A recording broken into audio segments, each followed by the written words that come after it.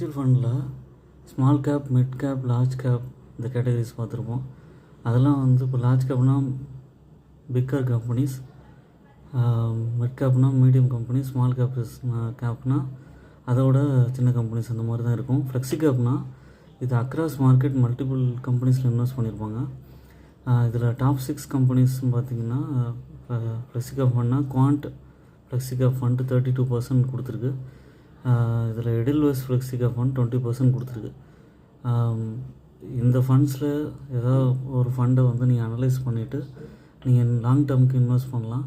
At least 1000 ருபீஸில் நீங்கள் start பண்ணுங்கள். அதுக்கப்புறமா வந்து ஸ்லோவாக வந்து இன்க்ரீஸ் பண்ணலாம்.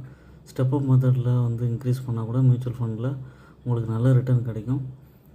இவங்க எல்லாமே வந்து மார்க்கெட்டில் ஃபேமஸான ஃப்ளெக்ஸி கேப் ஃபண்ட்ஸ்.